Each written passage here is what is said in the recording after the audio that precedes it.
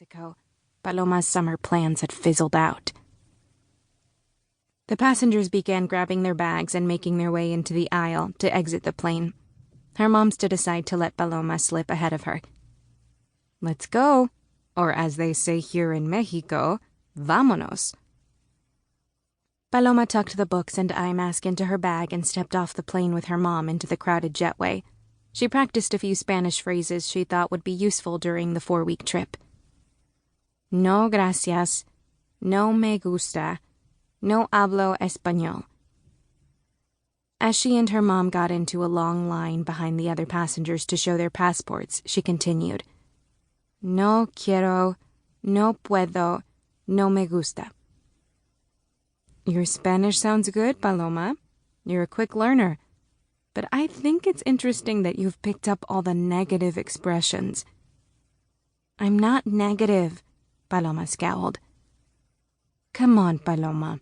No me gusta, no quiero. You don't like it, you don't want it. Tell me that's not all negative. Her mom put her arm around Paloma's shoulders and gave her a squeeze. I want you to have a positive experience here in Mexico. Try saying me gusta instead. Paloma let out a long sigh. Fine. I don't know how to say I will try in Spanish yet, but I will try to see this as one super mega positive experience that will forever change my life. I also want world peace, fluffy kittens, and unicorns. Paloma forced a wide Miss America smile that showed all her teeth and lasted so long she felt like her cheeks would explode. Much better. Mom, why didn't you and Dad just raise me speaking Spanish? This whole trip would be so much easier, you know? Paloma asked. I mean, Dad was from Mexico, so he spoke Spanish like a pro, right? Did he ever try to teach me to speak it? He did have a couple of cute Spanish nicknames for you, Paloma's mom said. A soft smile curved her lips as they took a few more steps in line. Sometimes he'd hold you and call you little bird in Spanish. I don't remember the exact word anymore, but if I heard it, I'd know it. Lucky for you, I have a Spanish dictionary with a silly Zorro cat on the cover, Paloma quipped. Surely El Gato will know the answer. She opened the book and looked up the translation of bird. Looking up the right word made Paloma feel like a detective searching for clues. But that was nothing new.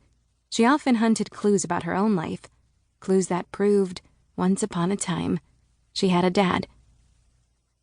A dad who was originally from Mexico.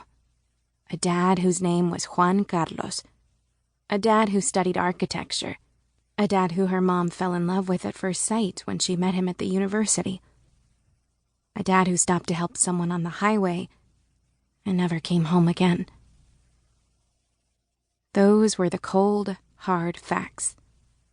Paloma had been only 3 years old when he died, and she depended on her mom to fill in the memory blanks.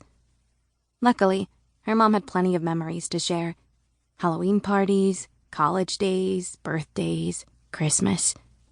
Every time her mom shared a memory, Paloma wrote it down on a note card and added it to her memory box, a gift from her mom.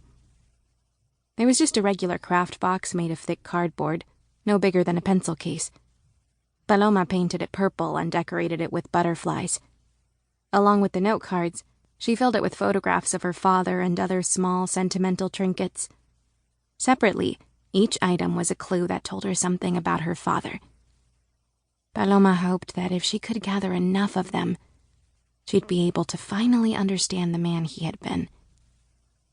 She always kept the box by her bedside, and sometimes before falling asleep, she'd stare at the photographs of her handsome, dark-haired dad holding her in front of her birthday cake or pushing her in a stroller. She often hoped that if she stared long enough at a photograph, maybe the memory of that exact moment would rise up above all the others in her head the way their plane had risen high above the clouds. Then she'd have something real to hold. But it never happened. She always ended up right where she started, with no memories of her own. Perhaps she'd find a clue in Mexico that would finally reveal a real memory of her father that was all her own.